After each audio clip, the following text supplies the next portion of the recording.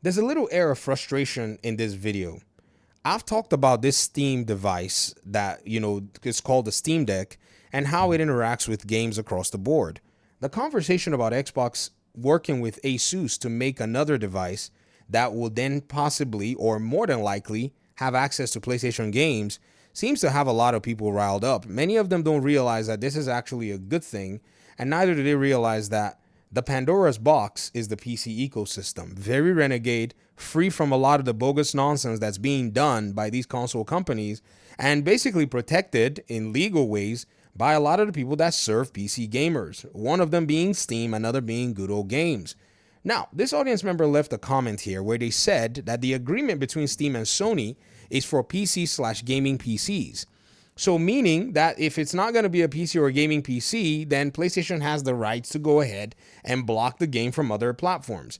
They do. However, I'm going to show you that they're actually enjoying non-Windows PC gaming. And you'll realize that a lot of these folk are so unaware as to what the PC ecosystem is like.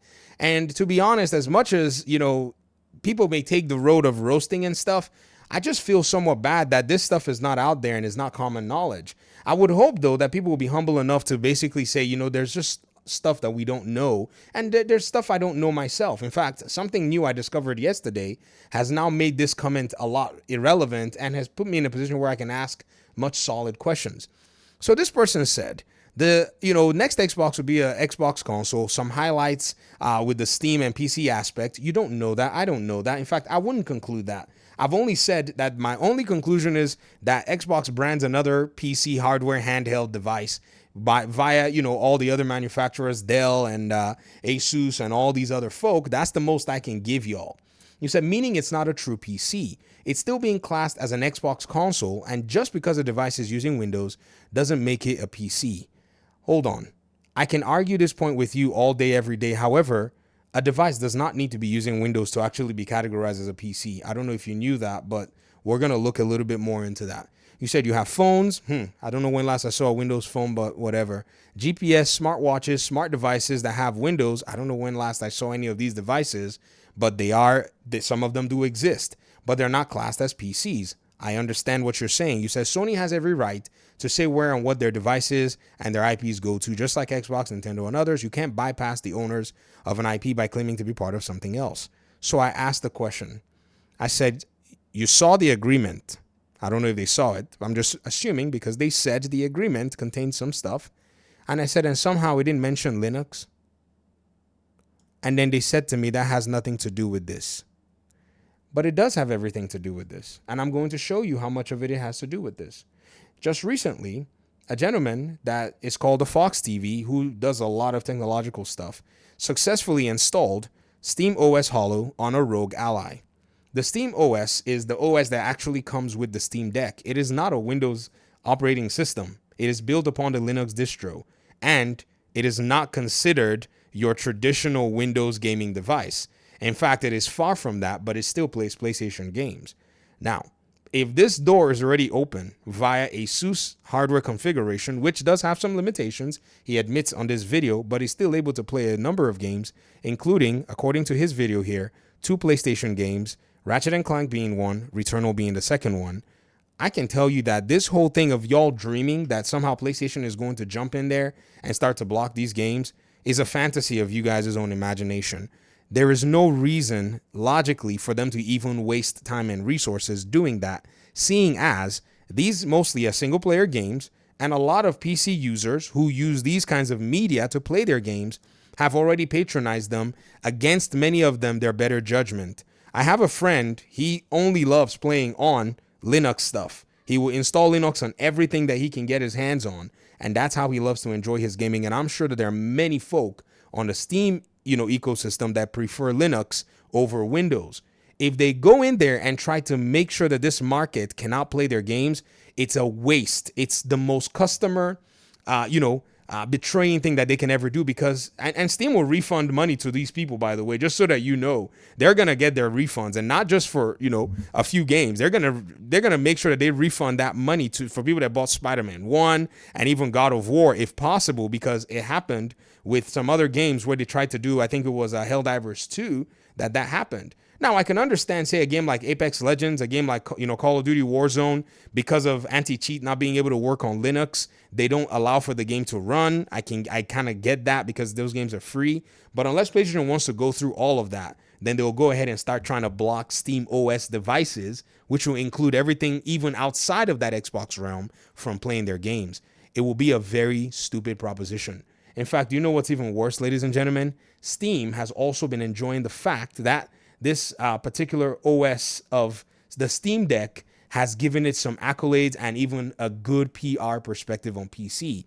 Just this year, God of War Ragnarok won the best game on the Steam Deck on Steam Deck on the Steam Awards. So a PlayStation game, right, won the best game on Steam Deck in the Steam Awards in 2024. And somewhere, somehow, the Steam Deck, which is powered by the Steam OS, right, and is not a PC that can play these PlayStation games, if the Steam OS finds itself anywhere, is somehow going to be Sony's priority to go and block those hardware pieces.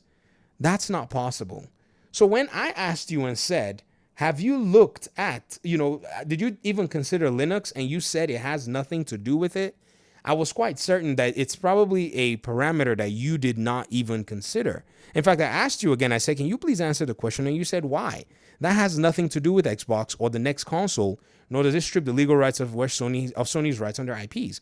I'm not talking about the next Xbox console. In fact, I couldn't be bothered about the next Xbox console. All I'm talking about is the Xbox device that has been teased, talked about, that's being made by third-party hardware providers. And just as Valve has given Lenovo to make a Steam OS-based handheld, Microsoft is giving Asus in this case, I'm mixing them up, the leeway to make a Windows-based device likely that would have an Xbox-based OS on there. So if the user takes this device and, in quote, jailbreaks it, of which Asus couldn't be bothered, they're a PC hardware manufacturer. This is the life that they live. So they're not going to sit there worrying about what you do with your device. As long as you don't void their warranty, which is quite fickle process, they will literally sell you the device and tell you to walk away. They don't want to see you again. That's literally how they're going to sell it to you.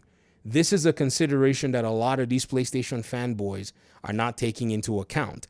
See, if PlayStation wants to sit there and block these exclusives that are already years old, that's their prerogative. That's their business. No one is bothered, to be honest. I mean, think about why the whole thing about playing these games is going to be the paramount, goal of somebody who would buy a device like that when there are thousands of other video games that they could be playing. Again, this is why, on the PC community, they look at this PlayStation stuff and they say, man, why do PlayStation fanboys always somehow think that they are somewhat special and, in a sense, the entire world revolves around PlayStation?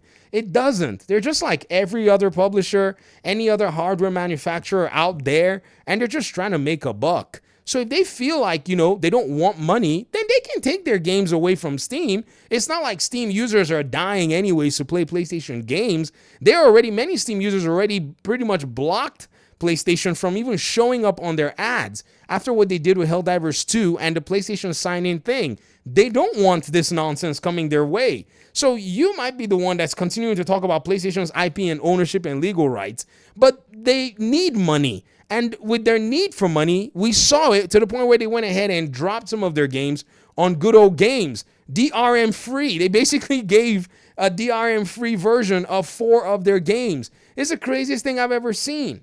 So if you think that a buck is not a good motivator, then it's okay. I've never invested hundreds of millions of dollars, so who knows what could be on the line, right? But what I'm seeing is that these companies, they've invested hundreds of billions of dollars, and anywhere that they can rake in money from to basically support their own strategy is something that they're going to go ahead and do.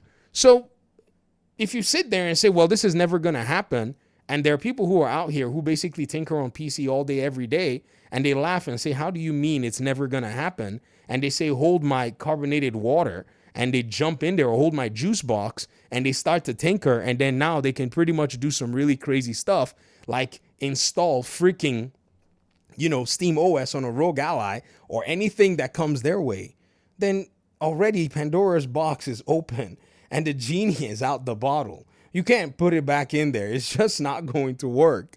Forget it. PlayStation needs the PC ecosystem more than the PC ecosystem needs PlayStation. It's just a realistic material fact. So all of this talking and everything that we're doing, I don't think it's even really a point of contention, but there are people who would need to know stuff like this.